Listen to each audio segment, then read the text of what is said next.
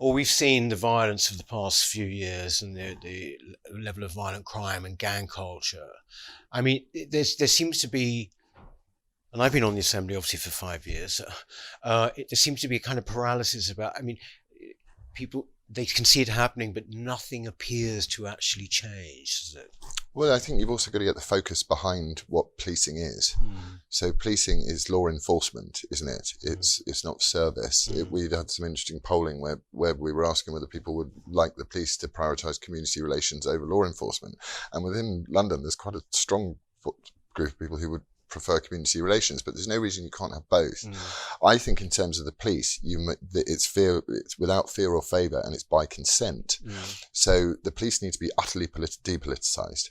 Right. So we need to get what I would like to see a policeman walking down the road, unless it's a religious reason that their uniform would need to be changed. I would like any political statement removed from all policemen's and women's uniforms. Gone. I don't want rainbow lanyards. I don't want dancing around. I don't want political gestures from within the police force. I want the police to be smart, in uniform, open and consensual on the street, doing their job and policing streets, and not tweets and people's thoughts.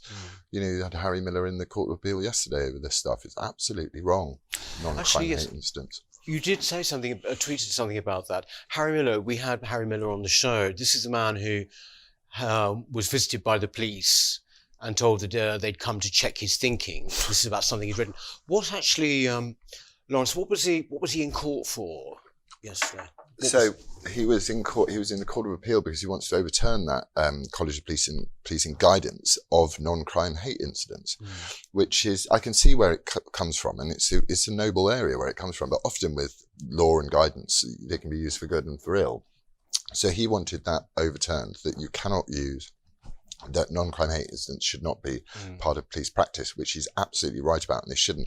And his courage to do that, when he could have just walked away, having been told by when he had the original court case that his conduct wasn't hateful or even in the foothills of hatred. But he thought, no, I'm going to do this as a service to my fellow man and woman.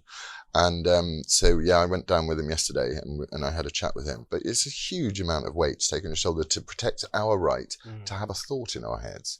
This is where we're at culturally.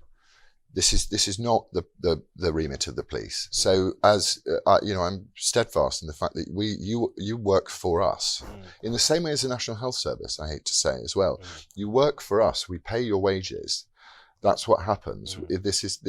You aren't the sacred cow. You're public servants, and we're extremely grateful for how you do it. We need to remove the politics from all of this stuff. Otherwise you end up in very dangerous situations that we've ended up now, which is protect the NHS. Everyone's bribed to stay at home at the cost of over £1 billion a day. And that's insane to me. With the police, I mean, you mentioned there, some people watching might not be aware, non-crime hate incidents. This is where basically there's been no crime, but people are still registered for something they've said, right? It's all very subjective, isn't it? And then, worst of all, this stays on their records. For 6 years. So, and an enhanced DBS check will pick it up. So you could essentially lose a job because you offended somebody at some point. So they can go on True Vision, which is, I shouldn't advertise it actually, but you can go on and you can report someone. And it ultimately, the remit is so broad that it doesn't even need to be hurtful or hate. It can be anything, just lodging a complaint.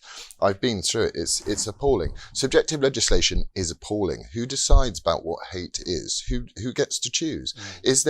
We're entering this period of a sense of a division in society where there are those that are morally authoritative and they look down on the rest of us. It did happen with Brexit as well, when they look down and go, you oiks don't understand.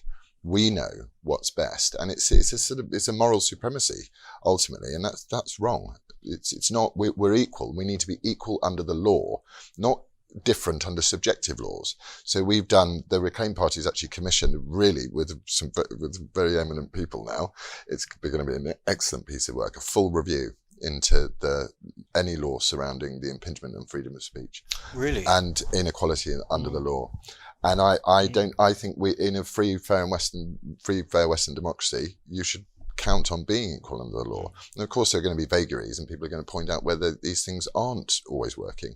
But fundamentally, we have to start from the principle of objectively under the law, tried by a jury of your peers, all of this stuff. Not I felt offended, therefore you've committed a crime. It's the height of narcissism, and it sort of feels like end of empire land. It is Meghan. She epitomizes. She's like the queen bee of this stuff, of what the woke religion is. It's sort of self-appointed discipleship and messiah status. The more victimized and the more oppressed you are, the more you can sneer down at other people.